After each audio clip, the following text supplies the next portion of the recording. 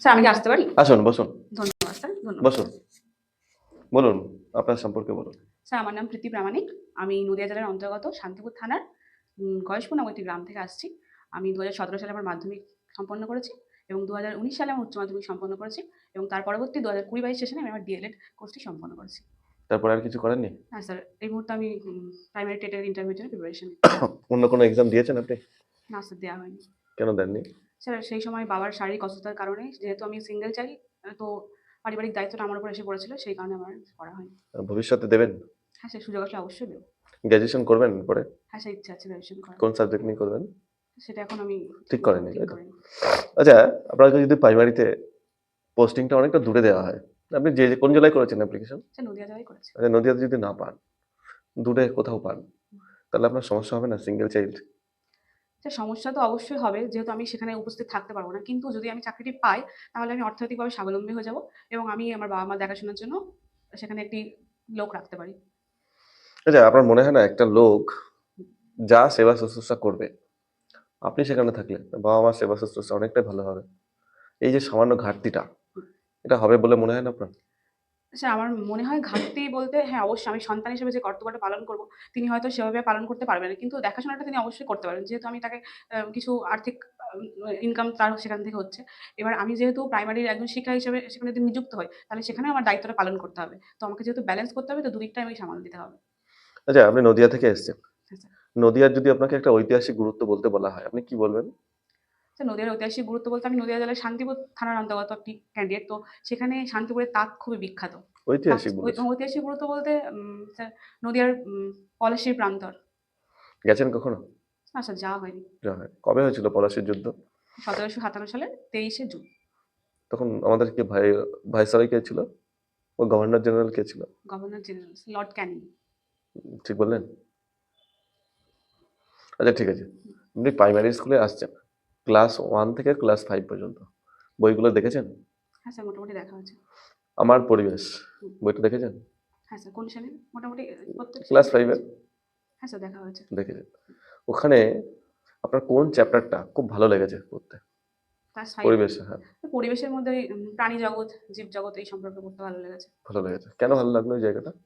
Sir যেহেতু আমি আমার পরিবেশের অন্তর্গত জিনিসগুলো দেখতে পাই, সেই জিনিসটা আমার খুব ভালো লেগেছে এবং আমি যদি শিক্ষক হিসেবে নিযুক্ত হই, তো আমি আমার বাচ্চাদের মধ্যে সেটা খুব ভালোভাবে বোঝাতে পারবো। আপনার গ্রামের কোনো সমস্যা আছে বলে আপনার মনে হয়? স্যার গ্রামের সমস্যা বলতে রাস্তাঘাটের একটু সমস্যা রয়েছে। মানে আমাদের এখানে খুবই প্রত্যন্ত একটি অঞ্চল। সেখান থেকে ছেলেমেয়েরা যখন তাদের পড়াশোনার কারণে একটু বাইরে যেতে হয়। তো সেখানে খুবই কষ্টকর হয়ে ওঠে। আপনি যদি চাকরি পান, তাহলে আপনার প্রথম কর্তব্য বা কাজ কি হবে আমার গ্রামের জন্য গ্রামের জন্য? গ্রামের জন্য কাজ বলতে, আমি যদি চাকরি পাই, আমার অঞ্চলে যে সমস্ত ছেলেমেয়ে আছে তাদেরকে আমি আরো আমি যেরকমভাবে স্ট্রাগল করে একটা জায়গায় আসতে পেরেছি, তাদেরকেও আমি সেটা অনুপ্রাণিত করার চেষ্টা করব। যে তারাও এই কষ্টটার পরে একদিন অবশ্যই একটি ভালো অবস্থায় আসতে পারে। তারা যাতে আমাকে দেখে শেখে যে না, তাদেরকেও সাফল্য লাভ করতে হবে। আপনার নামের সঙ্গে একজন বিখ্যাত খেলোয়াড়ের নাম আছে, হ্যাঁ স্যার।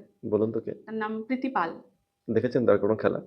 স্যার খেলা দেখা হয়নি, আমি নাম শুনেছি। তিনি একজন প্যারা অ্যাথলিট ছিলেন। রানে ২ টো ব্রোঞ্জ পদক পেয়েছিলেন তিনি। কোন অলিম্পিকে তিনি পেয়েছিলেন?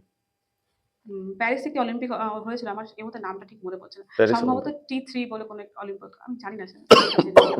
আচ্ছা, পৃথিবী, আপনার নামের সঙ্গে একজন বিখ্যাত ঐতিহাসিক ব্যক্তিত্ব আছে, হ্যাঁ কি স্যার। নাম তার? প্রীতিলতা ওয়াদ্দেদার। প্রীতিলতা ওয়াদ্দেদার। আচ্ছা, মূল্যায়নে হুম। জানেন এর গুরুত্ব কি? আপনাকে যদি বলা হয় কি বলবেন? মূল্যায়নের গুরুত্ব। গুরুত্ব বলতে, আমি একটি শিক্ষার্থীকে সারা বছর যে শিক্ষাটা দেব, সে কতটুকু গ্রহণ করতে পারছে। সেটাই ইভ্যালুয়েশন। আমি তার থেকে যে ফিডব্যাকটা পাবো। অভিক্ষাপত্র কি? অভিজ্ঞাপত্র ওটা পরীক্ষা নেওয়ার পদ্ধতির মধ্যে পড়ে।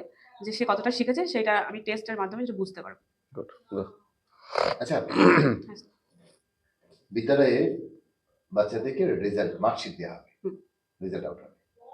তো একজন বাচ্চা যে হচ্ছে বেশ কিছু পরীক্ষায় অ্যাপিয়ার হয়, তার তো ওখানে ব্ল্যাঙ্ক থাকার কথা। হ্যাঁ স্যার। হুম। জানা আছে ব্ল্যাঙ্ক থাকে না থাকে না? সম্ভবত এটা থাকে না ওখানটায়। কি এবার আমি করা হয় সেই জায়গাটা?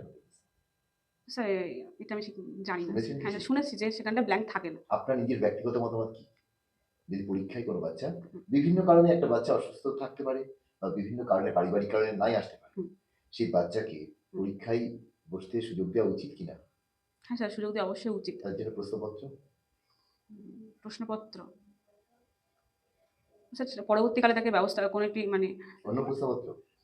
না স্যার অন্য প্রশ্নপত্র, সেই প্রশ্নপত্রটাই তাকে অন্যভাবে সেই প্রশ্নপত্র তো অন্য অনেকে পরীক্ষা দিয়ে ফেলেছে, তাহলে সেক্ষেত্রে তো প্রশ্ন তার জানার একটা জায়গা থাকতে পারে। জায়গা থাকলেও মানে সে যতই জানুক তবে আমাদের একটা মানে করা দরকার, তাকে পরীক্ষাটা অবশ্যই নেওয়া উচিত। কিভাবে নেবেন? স্যার আমি সে সারা বছর যেভাবে অ্যাটেন্ড করে ক্লাসগুলো, তার আচরণের মাধ্যমে তাকে নাম্বার তাকে দিতে পারি। হ্যাঁ ওটা তো ফর্মেটিভ, আমি সাবমিটিভের কথা বলছি। সামেটিভ। স্যার অন্য কোনো প্রশ্নপত্র তৈরি করা যেতে পারে। অন্য প্রশ্ন বলে কোনো গার্জিয়ান অভিভাবক, গার্ডিয়ান বা একজন অভিভাবক তিনি প্রোটেস্ট করলেন সরাসরি যে আগের প্রশ্নের থেকে এই প্রশ্নের মান অনেক বিলো স্ট্যান্ডার্ডের হয়েছে, তাহলে আমাদের বাচ্চাকে এই প্রশ্নপত্র পরীক্ষা দেওয়া করবো।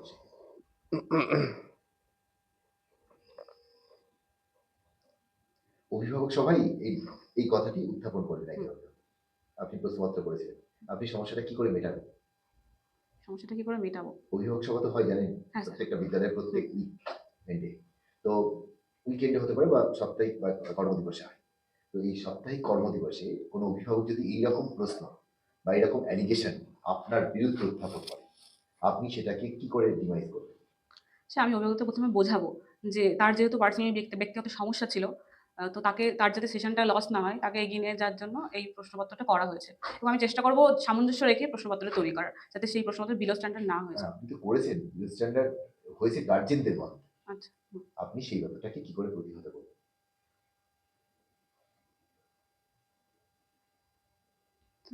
26শে জানুয়ারি সম্পর্কে দুটো বাক্য বলুন তো, যেটা বক্তব্যে বলবেন বিদ্যালয় প্রাঙ্গণে উদযাপন হওয়ার দিন, দুটো বাক্য বলবেন। 26শে জানুয়ারি আমরা প্রজাতন্ত্র দিবস হিসেবে পালন করি।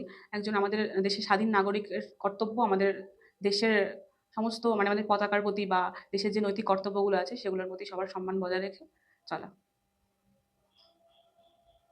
কোনো বাচ্চা কৌতূহল নিয়ে প্রশ্ন করলো 23শে জানুয়ারি পরেই 26শে জানুয়ারি, এটা কি করে বোঝাবেন তাকে? 23শে জানুয়ারি যেহেতু নেতাজি সুভাষচন্দ্র বোসের জন্মদিন, সেই হিসাবে পালন করা হয়। এবং 26শে জানুয়ারি আমরা জানি প্রজাতন্ত্র দিবস পালন করা হয়, সেটা পরবর্তী মানে ডেটে আসতেই পারে যেহেতু বাচ্চাটি ওটাই জিজ্ঞাসা করছে, নেতাজি সুভাষচন্দ্রের জন্মদিনের সাথে এর সম্পর্কের কথা। আপনি ব্যাপারটাকে কিভাবে ইজিলি বোঝাবেন? ইজিলি কিভাবে বোঝাবো?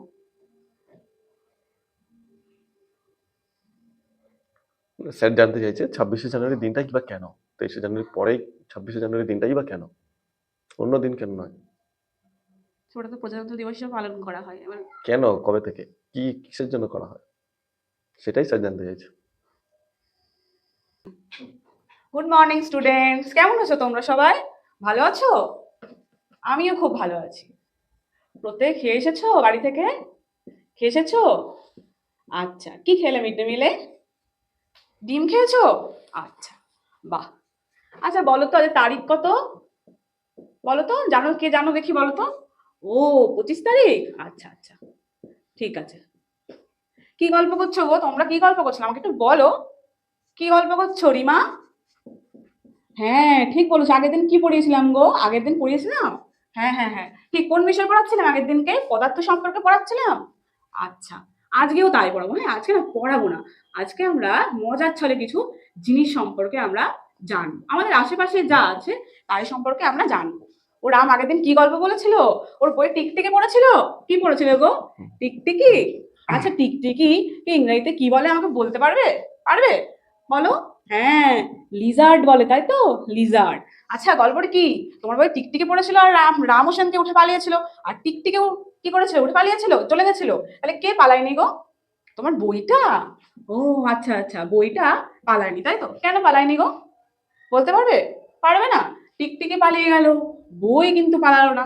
কি কি গুণ আছে বলতো টিকটিকির মধ্যে? কি কি আছে আমরা জানতে পারি? টিকটিকি কি? টিকটিকির প্রাণ আছে, হ্যাঁ হ্যাঁ ঠিক। টিকটিকি কি আছে? প্রাণ আছে। আর বইয়ের কি প্রাণ নেই? হ্যাঁ ঠিক বলেছো। আর কটা বৈশিষ্ট্য বলি, কি বলতো? টিকটিকি না এক জায়গা থেকে অন্য জায়গায় যেতে পারে, আর বইটা তো যেতে পারে না। তাহলে এটাকে আমরা ভালোবাসে কি করবো বলতো? কি বলবো? গমন করতে পারে, তাই তো? তাই টিকটিকি গমন করতে পারে আর বইটা পারে না, তাই তো? আচ্ছা, তাহলে কি পেলাম? প্রাণ আছে একটা, আর একটার কি প্রাণ নেই, তাই তো? একটা গমন করতে পারে আর একটা পারে না। আর কি? তোমরা তো খাবার খাও, তাই তো? টিকটিকিও না খাবার খায়। টিকটিকি কি করে? খাবার খায়। বই কি পারে? বইয়ের কি মুখ আছে? নেই তো, তাহলে সেটা পারে না, তাই তো? আচ্ছা, তোমাদের ক্লাসরুমে এরকম কটা জিনিসের নাম বলো তো যেটা এক জায়গা থেকে অন্য জায়গায় যেতে পারে না? কি বলছো? বোর্ডটা? আচ্ছা, বোর্ডটাকে না আমি এদিকে লিখবো। বোর্ডটা কি করে? এক জায়গা থেকে অন্য জায়গায় যেতে পারে না, তাই তো? আর আর ঘরের মধ্যে কি আছে বলো তো? আমি? আচ্ছা, তাহলে ম্যাডাম, তাই তো? ম্যাডাম কি করতে পারে? এক জায়গা থেকে অন্য জায়গায় যেতে পারে। আচ্ছা, এই যে গুণগুলো বললাম, তাই তো? এই যে প্রাণ আছে, গমন করতে পারে, খাবার খায়, আর কি? এই গুণগুলোকে আমরা কি বলবো? কিসের মধ্যে? এইটা দুটো আলাদা করে রেখেছি। কেন আলাদা করেছি? আমি বলে দিই। এই যে গোষ্ঠীটা আছে, তাই তো? এই গোষ্ঠীটাকে আমরা কি নাম দেবো? কি বলবো? হ্যাঁ, কি বলবো? জীব গোষ্ঠী বলবো। আর এদেরকে কি বলবো? জড় গোষ্ঠী, তাই তো? হ্যাঁ। আচ্ছা, কি বলছো রিমা? গাছ? হ্যাঁ হ্যাঁ হ্যাঁ, ঠিক ঠিক, গাছ। আচ্ছা, গাছটা কোন দিকে লিখবো গো? এদিকে লিখবো? জীবের দিকে লিখবো? কেন লিখবো? ও, গাছের মধ্যে কি? আচ্ছা, গাছের মধ্যে তো এই যে গাছ, গাছ কি গমন করতে পারে? পারে না, তাই তো? আর বাকি যে গুণগুলো আছে সবই তো গাছের মধ্যে আছে, তাই তো? তাই গাছ হচ্ছে আমাদের জীব। গাছ কিন্তু জড় পদার্থ না। আচ্ছা, আমি যে বললাম জীব এবং জড়, এই দুটো ছাড়াও না আরেকটা গোষ্ঠী আছে, তাদেরকে আমরা কি বলবো বলো তো? বলে দিই, আমি জানো না তো, আমি বলে দিই। কি বলবো? ভাইরাস বলবো। কি বলবো? ভাইরাস, তাই তো? আরেকটা গোষ্ঠীর নাম কি? ভাইরাস। আচ্ছা। আচ্ছা, তাহলে আজকে আমরা কি সম্পর্কে জানলাম গো? কি সম্পর্কে জানলাম? হ্যাঁ, কি? জীব এবং জড়। আচ্ছা। আচ্ছা, পরের দিন না আমাকে স্কুল থেকে যখন বাড়ি থেকে স্কুলে আসবে, এইরকম দুটো আলাদা আলাদা গোষ্ঠী কি কি পাওয়া যায় সেগুলো জেনে এসে আমাকে বলবে, ঠিক আছে? আচ্ছা, পরের দিন আমরা এই সম্পর্কে জানবো।